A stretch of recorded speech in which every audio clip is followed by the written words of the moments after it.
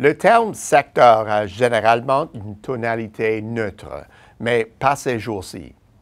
Il en fait frémir plusieurs sur notre planète ou souffle un nouveau vent de protectionnisme. Pourquoi? Parce que les politiques hostiles au commerce n'ayant pas encore réussi à mettre fin à des accords commerciaux, un scénario qui ne devrait pas se concrétiser en raison des coûts. Elles ciblent désormais des secteurs et aucun d'eux ne souhaite se retrouver sur cet écran radar, tout particulièrement lorsqu'il évolue dans une économie fortement axée sur le commerce comme le Canada. Vu les turbulences actuelles touchant les politiques commerciales, quelles sont les perspectives sectorielles pour les exportateurs canadiens? D'ordinaire, la rhétorique protectionniste et les politiques contre le commerce font leur apparition lorsque la croissance économique est languissante. C'était vrai autrefois et nous sommes d'avis que cette idée est à l'origine du ressentiment populaire envers la libéralisation du commerce. Pourtant, la croissance actuelle fait fi de ces politiques rétrogrades et décalées. Pour preuve, la production industrielle est en plein essor et les taux de chômage en nette diminution dans les économies où les opposantes au commerce s'expriment avec le plus de force. Voilà un contraste saisissant.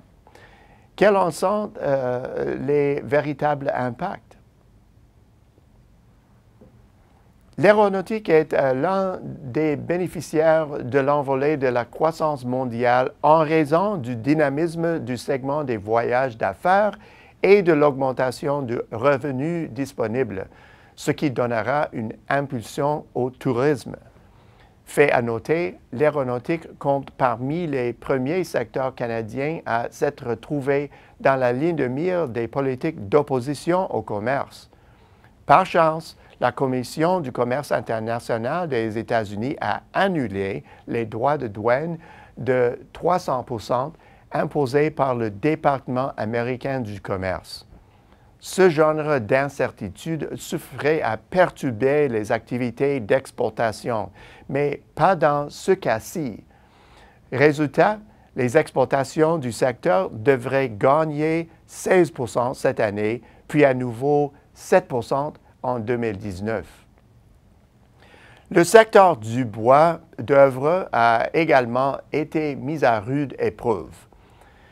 Suivant l'expiration de l'accord sur le bois d'œuvre résineux entre le Canada et les États-Unis en octobre 2015, le gouvernement américain a annoncé il y a un an l'imposition de droits de douane massifs pénalisant les producteurs canadiens.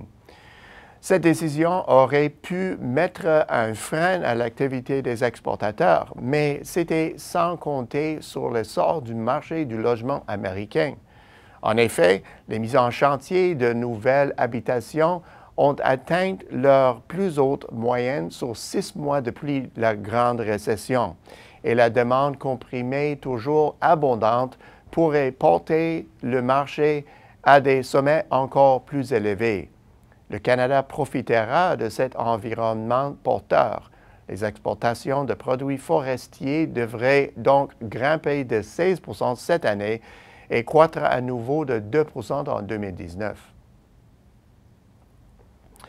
Il y a quelques semaines à peine, les secteurs de l'acier et de l'aluminium étaient dans tout leur état après que l'administration américaine a décidé d'appliquer des droits douaniers sur les exportations canadiennes destinées au marché américain.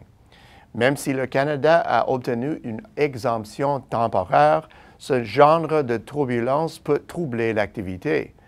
Les métaux sont un autre exemple où les données affirment le contraire. Dans ce secteur, la croissance devrait se fixer à 13% en 2018.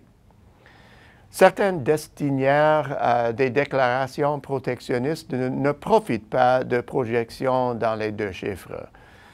Le secteur de l'automobile souffrira d'une croissance pratiquement en peine pendant 2 années consécutives, étant donné que l'augmentation des expéditions de pièces d'automobiles sera annulée par le repli des exportations de véhicules assemblés.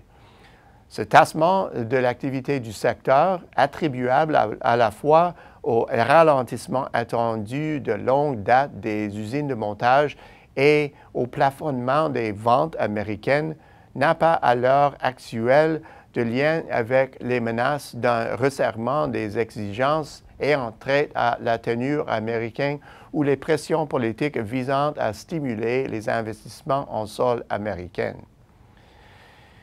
D'autres secteurs afficheront une performance respectable, notamment celui de la machinerie et de l'équipement industriel, dont les exportations sont promises à une expansion de 9 % cette année et de 5 % en 2019. La relance de l'activité minière et les fortes contraintes de capacité aux États-Unis sont les 2 principales raisons expliquant ces résultats impressionnants. Les secteurs des produits chimiques et des plastiques tireront aussi leur épingle du jeu puisque le plus souvent, ils profitent d'un regain de la production industrielle sur le marché américain et sur la scène mondiale. Dans les provinces canadiennes, la croissance des exportations est de toute évidence inégale. L'Alberta ainsi que Terre-Neuve et Labrador bénéficieront de l'intensification de l'activité dans des projets énergétiques de premier plan. Le Québec ne sera pas en reste, la croissance des exportations de la belle province étant dynamisée par les secteurs de l'aéronautique et des métaux.